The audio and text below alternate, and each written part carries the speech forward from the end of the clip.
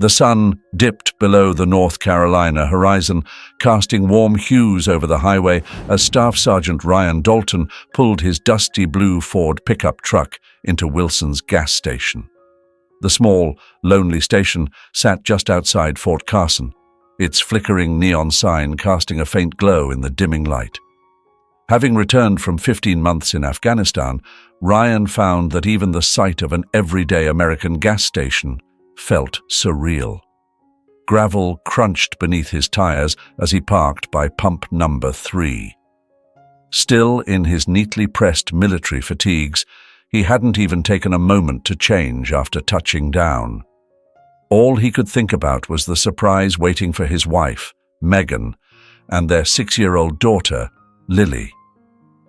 They thought he wouldn't be home for another week, but a last-minute flight had brought him back sooner. The thick, humid air was unmistakably North Carolina in late summer, warm and sticky. Ryan climbed out of the truck, his combat boots hitting the ground with a solid, familiar thud.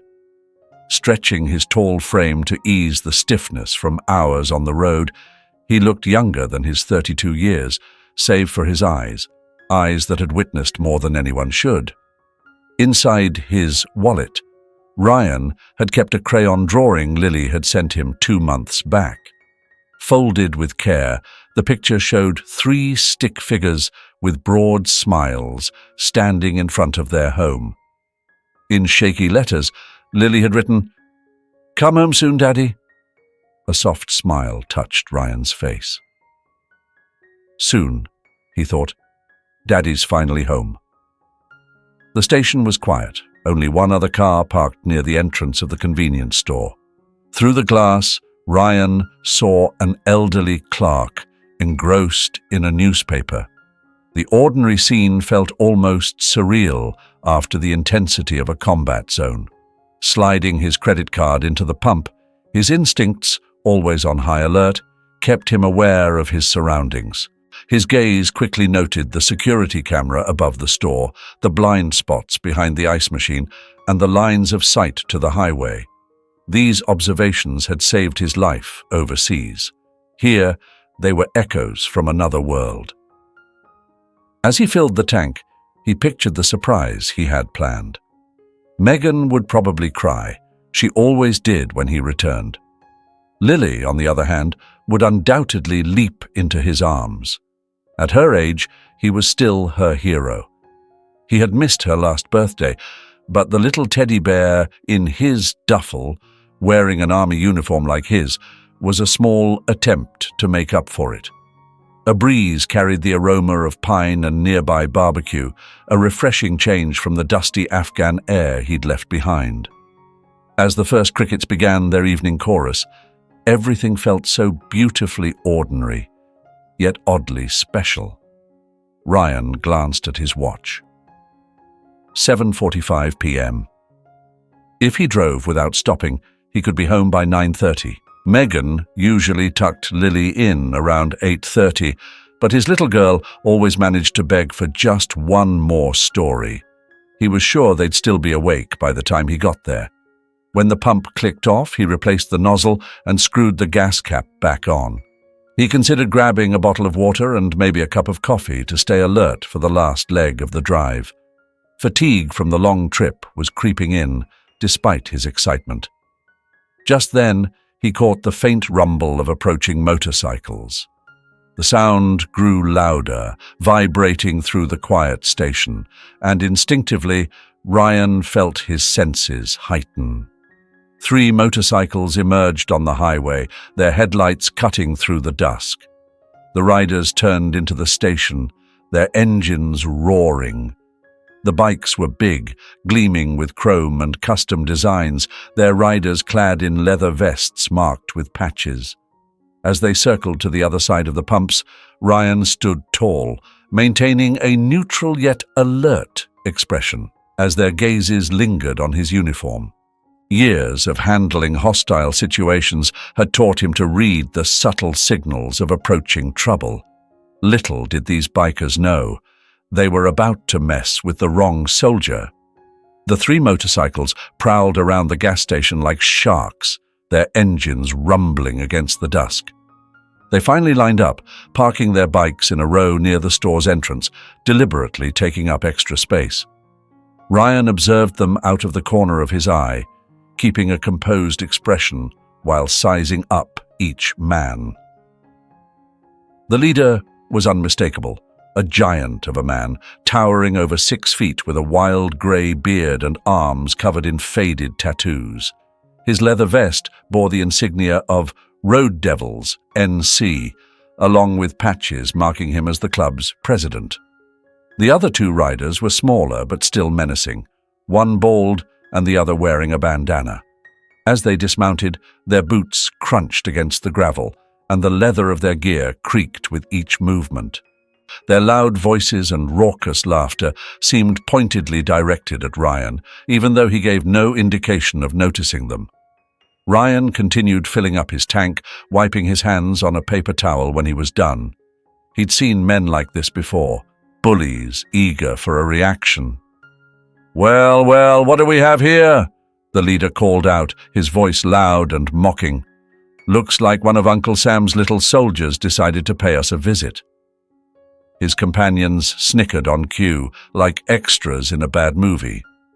Ryan offered a curt nod, barely acknowledging them, aware from his time in Afghanistan that sometimes the best way to handle potential threats was simply not to engage. But the bikers weren't about to let him off that easy. The leader, who his friends called Bear, took a few steps toward Ryan, his path slow and deliberate, like a predator closing in. "Hey fellas," Bear announced, his voice dripping with sarcasm. "Maybe we should thank him for his service." The stench of cigarettes and stale beer accompanied Bear as he drew nearer, using his size to loom over Ryan unnecessarily close. Ryan stayed perfectly still, his military-trained body alert, but at ease, like a tightly coiled spring. Bear leaned in, growling. "You know what I think about the military?" He was now right in Ryan's face, close enough for Ryan to feel the heat of his breath. "I think you guys just play dress-up and waste our tax dollars." He made a point of shouldering Ryan as he brushed past, heading for the store's entrance.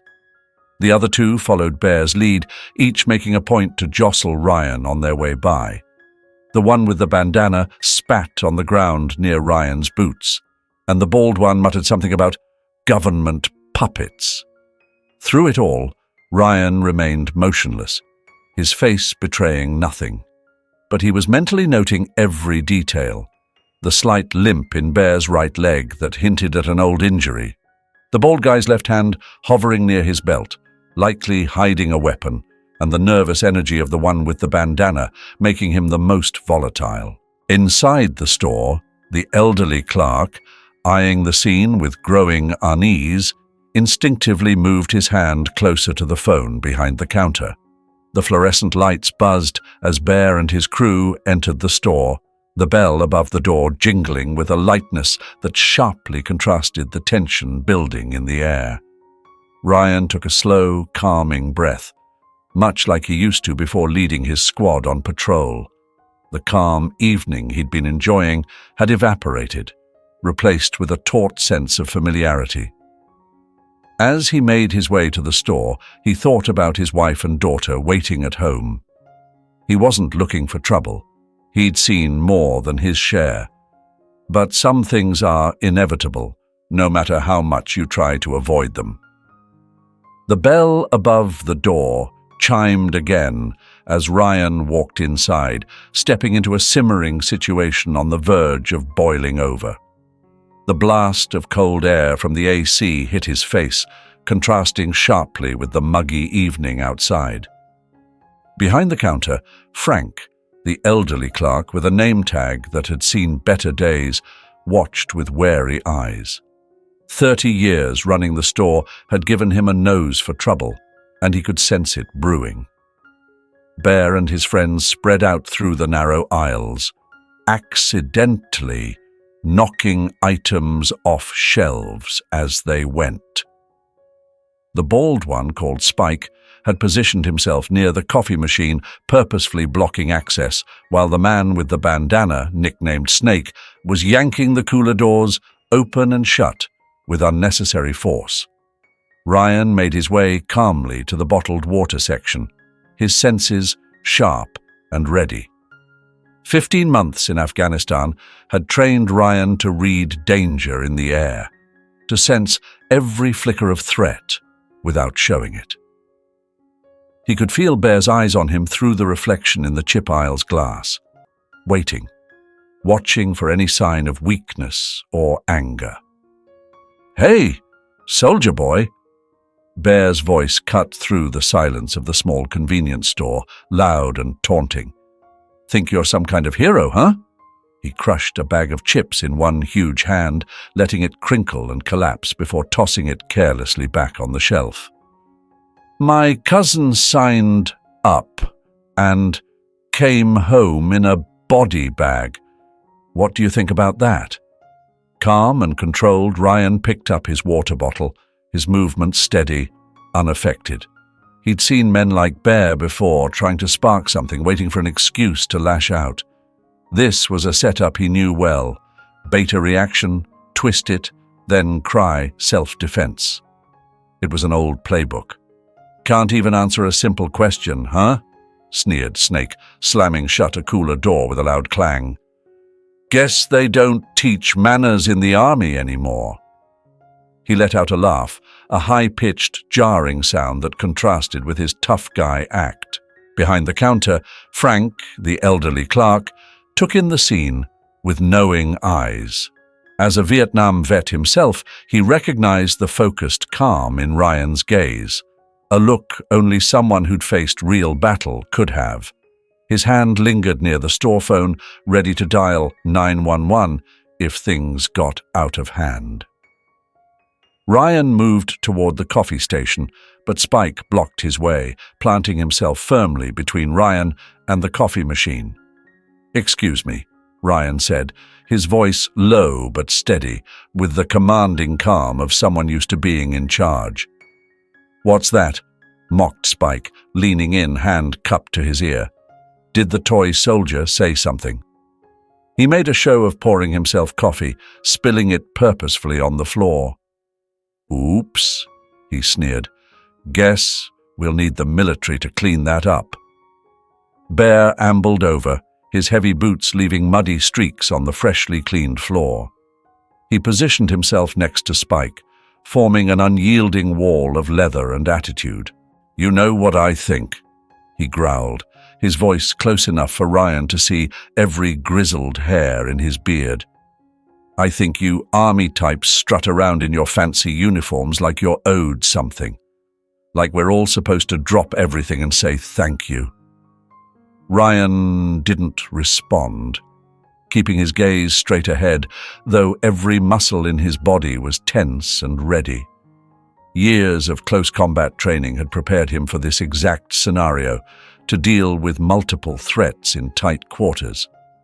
But he also knew the best fights were the ones you walked away from. Snake shifted in behind Ryan, completing a hostile triangle around him. "Maybe we should teach him a little respect," he suggested, cracking his knuckles so the sound popped like firecrackers bouncing off the store's walls. Frank watched with increasing worry, his fingers hovering over the keypad, ready to call for help. That's when Bear made his fatal move.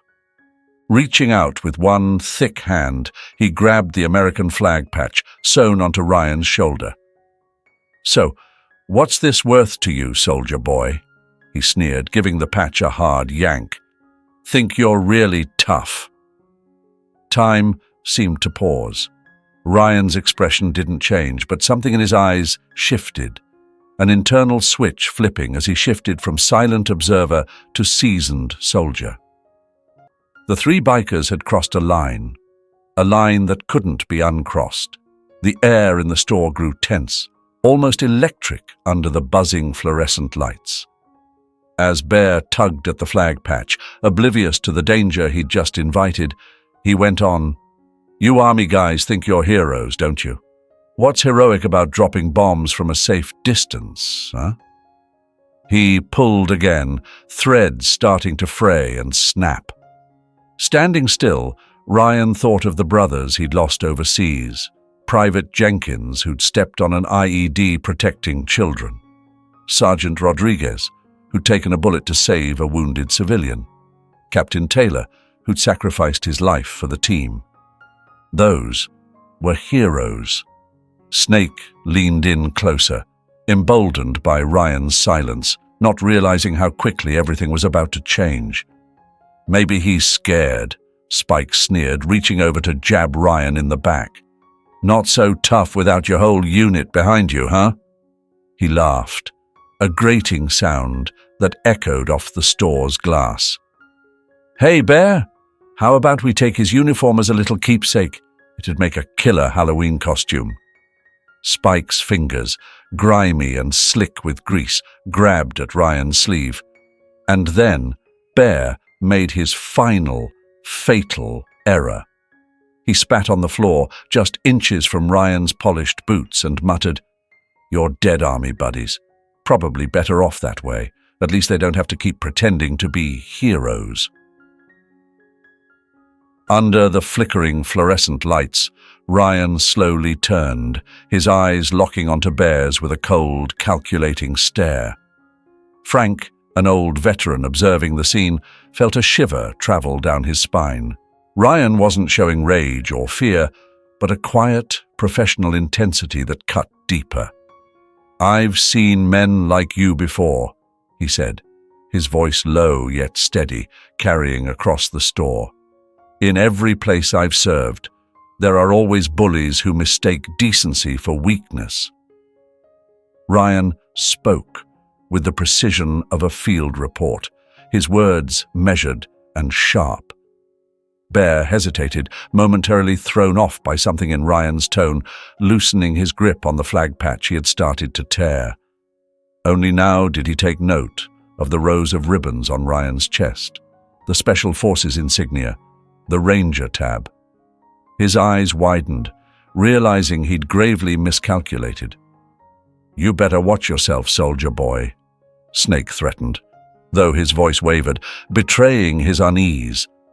A tense silence settled, thick as the stillness before a storm. Ryan reached up, firmly peeling Bear's hand from his uniform, his grip controlled but unmistakably strong. "I'll give you one chance," he said, his voice calm and unyielding. "Get on your bikes. Leave." Spike, desperate to reclaim their bravado, stepped up aggressively. "Or what? There's 3 of us, and only 1 of you. What are you going to do?"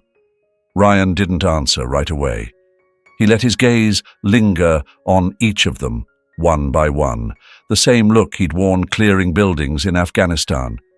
It was a look honed in life-or-death situations, unimpressed by petty threats. "Last chance," he said softly. "Walk away." But Bear, pride bruised, made a decision that would haunt him. With a snarl, he cocked back his huge fist, muscles rippling beneath his leather vest. "Get him!" he barked. From behind the counter, Frank reached for the phone, knowing it was already too late. He murmured a quiet prayer. Not for Ryan, but for the 3 bikers who had just made the worst mistake of their lives. Bear's punch whipped through the space where Ryan's head had been only a split second before. The soldier moved with startling speed, stepping into Bear's reach and unbalancing him with a skillful shift of weight. Before Bear could recover, Ryan had already assumed a combat stance. Feet grounded, hands steady, eyes sharp. "What the—" Bear began, but the words died in his throat as Ryan locked his arm in a seamless maneuver, a technique from countless close combat drills. The biker staggered forward, his own momentum working against him. Snake and Spike lunged from opposite directions, banking on their numbers to overpower him, unaware of the years Ryan had spent training to control multiple attackers in confined spaces. Ryan moved like water, fluid and adaptable. He sidestepped Snake's wild swing, redirecting his force and sending him sprawling into a rack of chips. In a single, continuous motion, he deflected Spike's attempt to grab him, sending the bald biker off balance. Frank watched in awe from behind the counter. As a Vietnam vet, he'd witnessed trained fighters in action, but this was something else. Ryan wasn't fighting with anger. He was managing the scene with cool, calculated precision, like a chess player who could see 3 moves ahead. Bear regained his footing and charged again, roaring like the animal that gave him his nickname. But Ryan was ready. With perfect technique, he sidestepped, using Bear's force against him, his grip expertly applied to the biker's elbow and shoulder, swiftly and decisively. The huge man found himself flat on the ground before he even knew what hit him. Snake scrambled up from the mess of toppled shelves, the crunch of potato chips under his boots, cutting through the tense silence. With a quick motion, he pulled a small knife from his belt, its blade catching the harsh glare of the store's fluorescent lights. "You're dead now, soldier boy," he sneered, slashing wildly toward Ryan. Ryan's response was swift and precise, his years of combat training kicking in instantly. He deflected Snake's knife hand, trapping it and applying firm pressure to his wrist until the blade fell to the ground with a loud clatter. Snake let out a howl, his arm twisted in a hold that Ryan could easily snap with a little more pressure. Just then, Spike lunged at him from behind, but Ryan, watching through the reflection in the store window, was already a step ahead. He dropped his center of gravity, used Snake's captured arm as leverage, and sent both bikers crashing to the floor in a tangled mess. Meanwhile, Bear had recovered, his face red with frustration and embarrassment. He rose to his feet, radiating anger. Ryan released Snake and turned to face Bear, his expression calm. "Stay down," he advised, his tone steady. "You don't want this to go any further." But Bear, beyond reason, charged at him, throwing a wide, powerful punch aimed to knock him out cold. With the ease of a professional, Ryan dodged the blow, slipping inside Bear's reach and executing a flawless hip throw. Bear went airborne briefly, before landing heavily on his back, the impact forcing all the air out of his lungs. In less than 30 seconds, it was over. 3 large, rough bikers lay sprawled and groaning on the floor, while Ryan stood composed in the middle of the store. Miraculously, aside from the chip rack Snake had crashed into, not a single item was out of place. Frank, the store owner, noted with a mix of amazement and respect that Ryan hadn't thrown a single offensive punch. Every move he'd made was carefully defensive, aimed at controlling rather than injuring. This wasn't some street brawl, it was precision at its finest. "The cops are on their way," Frank announced, holding the phone to his ear. The faint sound of sirens grew louder outside. Ryan straightened his uniform and glanced at the bikers. "Next time," he said calmly, "think twice before you disrespect the flag or the soldiers who've given their lives for it." Moments later, red and blue lights danced through the store's windows as 2 police cars rolled up, gravel crunching under their tires. Inside, Frank queued up the security footage on the store's old computer as Ryan poured himself a much-needed cup of coffee, adding a splash of cream. Officer Megan Riley, a veteran cop with 15 years of experience, entered first, quickly assessing the scene. 3 bikers lay in varying states of disarray on the floor, the chip display scattered across the tiles, and a soldier quietly stirring his coffee. "Good evening, ma'am." Ryan greeted her with a polite nod, his disciplined bearing unmistakable. "Sorry for the disruption." Bear sat up slowly, the sting to his pride far greater than any physical pain. Snake and Spike struggled to untangle themselves, their leather jackets creaking as they moved. The knife Snake had brandished lay harmlessly on the floor, now marked as evidence. So Frank here called in, said something about 3 bikers harassing a soldier, Officer Riley said, turning to Ryan.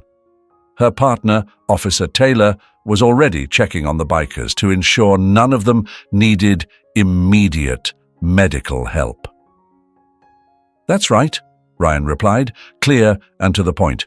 These men objected to my uniform. When conversation didn't resolve it, I had to defend myself. He spoke with a calm, almost detached tone, as if giving a standard report. Frank shuffled over to Officer Riley, showing her the security footage he'd pulled up on his phone. It's all here, he said proudly. They came at him first. The soldier gave them every chance to back down.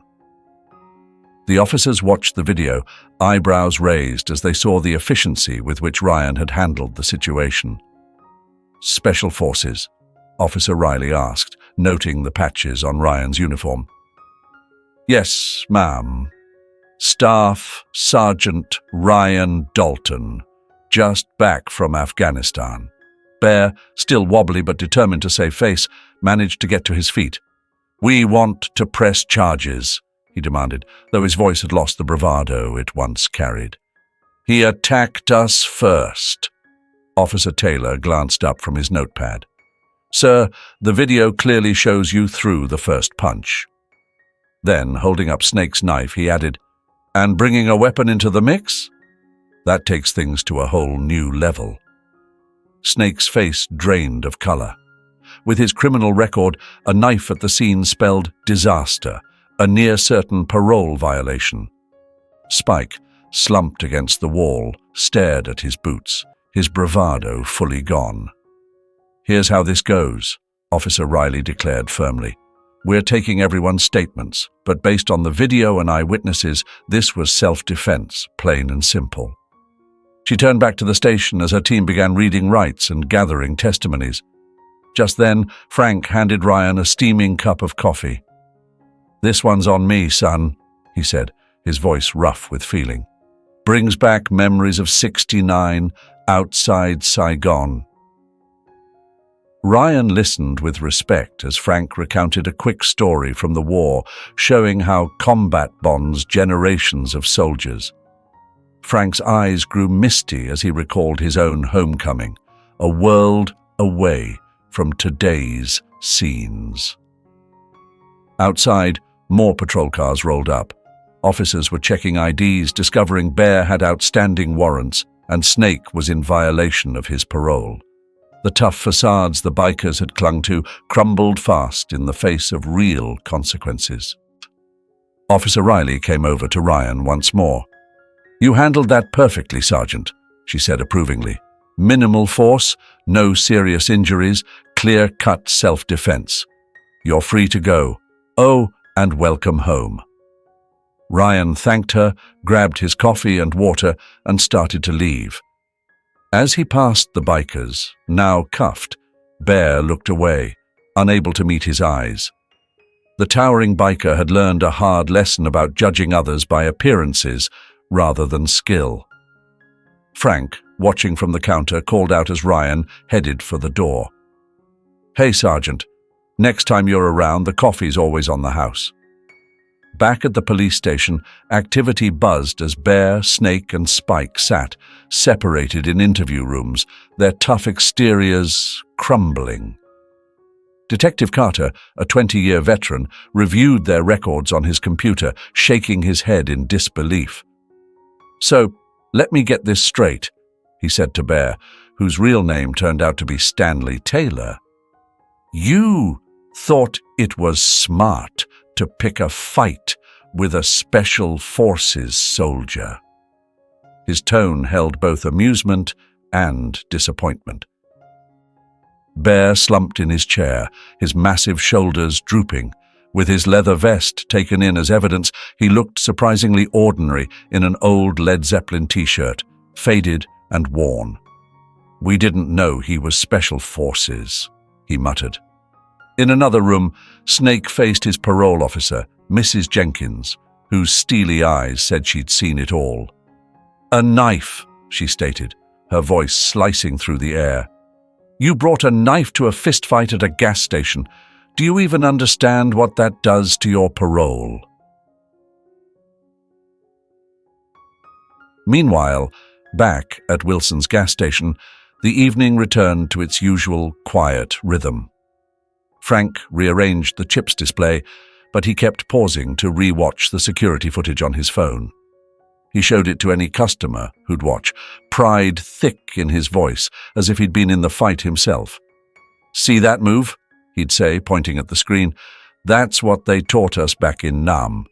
Well, maybe not that smooth, but close enough." Customers would lean in, amazed, as they watched Ryan disable 3 attackers without even throwing a punch. Local news vans soon arrived, drawn to the story of a Special Forces soldier taking down 3 bikers. Amber Lee, a reporter from Channel 7, interviewed Frank, who recounted the event with colorful enthusiasm. "It was like watching a dance," he told the camera, gesturing excitedly. "These 3 big guys thought they had him cornered, but that soldier moved like water. Reminded me of my buddy Riley back in '69. Back at the station, Officer Riley was wrapping up her report. The charges kept stacking up: attempted assault, carrying a concealed weapon, parole violations, and the string of warrants that had surfaced because of it all. She couldn't help but smirk at the irony, how a simple act of bullying had exposed and unraveled everything. In the break room of the station, a crowd of officers clustered around a laptop, absorbed by the gas station security footage now making the rounds in law enforcement circles.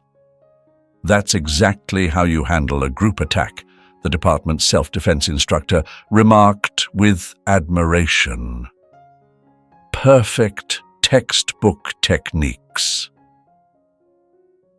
Snake's knife, which was seized as evidence, would tack on at least 6 more months to his sentence alongside all the other incriminating statements. Spike, whose real name was Timothy Parker, dialed his wife for bail, though her angry voice could be heard all the way across the room. Meanwhile, social media had already picked up on the story. Someone in the gas station parking lot had recorded part of the incident on their phone, and the video was going viral fast. Comments flooded in from both veterans and civilians, commending the soldiers' calm control and measured response. Frank's phone wouldn't stop buzzing. Old friends from the military had recognized his gas station on the news and were calling him to relive old stories. The veteran felt invigorated with every retelling, pride shining as he recounted how he'd known there was trouble as soon as those bikers arrived. As the night shift took over at the station, Detective Carter collected the final statements. The 3 bikers would stand before a judge in the morning, their reputations in the local biker community irreversibly damaged. The Road Devils NC patches they wore now lay in evidence bags, no longer carrying the intimidation they once did. Officer Riley pinned the last few photos to her caseboard, 3 mugshots of the men looking more embarrassed than hurt. Alongside, she placed the security camera shots from the gas station, a perfect sequence illustrating how training and composure had outdone sheer force and bluster. Ryan Dalton finally arrived home at 10:15 p.m. The porch light was on, and through the window he saw his wife, Megan, nestled on the couch with a book. His surprise homecoming had been delayed by almost an hour, but standing there, looking at his house, the events at the gas station felt distant and unimportant. Across town, however, word of what had happened at Wilson's gas station was spreading through the local veteran community like wildfire. At the VFW Post 2876, veterans huddled around phones and tablets, captivated by the video. The older veterans nodded with approval, recognizing the discipline that only comes from years of real training. "That's what sets real training apart from street brawls," a retired Master Sergeant commented as he watched. "No shouting, no macho nonsense, just pure skill." The other veterans murmured in agreement, many of them reflecting on similar situations they had encountered while transitioning back to civilian life. Over in the county jail, Bear, Snake, and Spike sat in separate holding cells, each lost in his own thoughts. Bear stared at his hands, the same hands that had intimidated so many, but which had been powerless against true combat skill. The tough guy image he'd crafted over the years had shattered in seconds, undone by a soldier who hadn't even needed to throw a punch. Frank closed up the gas station for the night, but not before putting up a new sign behind the counter. Veterans always welcome. Free coffee. He made a backup of the security footage onto his personal USB drive, knowing it would be a staple at his weekly veterans breakfast meetings. The local newspaper was already preparing their headline for the next morning. Special Forces soldier shows restraint in gas station confrontation. The story wouldn't focus on the fight itself, but would emphasize the military training that values control and de-escalation over brute force. At Ryan's house, as he walked up the path, the front door flew open and 6-year-old Lily, who should have been in bed, dashed out in her pajamas. "Daddy!" she cried, throwing herself into his arms. Megan appeared in the doorway, tears streaming down her face. As Ryan held his daughter and kissed his wife, the incident at the gas station seemed like a distant memory. Lily touched the flag patch on his uniform, the same one Bear had tried to disrespect, and declared proudly, "My daddy's a soldier." The next morning at Fort Carson, Ryan, commanding officer, received multiple emails commending the soldiers' conduct. The security footage had made its way through military circles, and trainers were already planning to use it as a textbook example of effective threat management with minimum force. Meanwhile, the Road Devils NC Club held an emergency meeting to address the incident. By unanimous vote, they expelled Bear, Snake, and Spike from the club. The president's message was crystal clear. Disrespect toward veterans was something that would never be overlooked, and the 3 men had brought disgrace upon themselves and their community.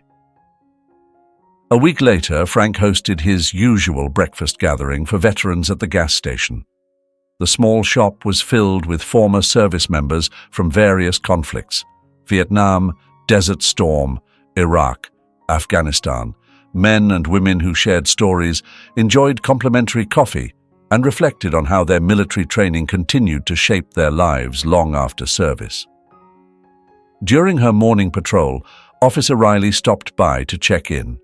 She had incorporated the gas station's security footage into the police academy's training curriculum, using it as an example of how proper training and restraint could diffuse dangerous situations without unnecessary aggression. As for the 3 bikers, they faced an impending court date, carrying with it the weight of serious repercussions. Their reckless actions hadn't just landed them in legal trouble, they had also taught them a profound lesson about the pitfalls of judging others. Bear, who faced the heaviest sentence due to prior warrants, penned a heartfelt letter of apology to be sent to the base, expressing deep regret for his disrespect toward the uniform and those who wore it with honor. This story quickly became a local legend, circulating through barbershops, diners, and veterans' gatherings. It wasn't a tale of vengeance or violence, but one of discipline, training, and the quiet resilience that true warriors possess. It stood as a powerful reminder that real heroes don't look for fights, but if they must, they know exactly how to finish them.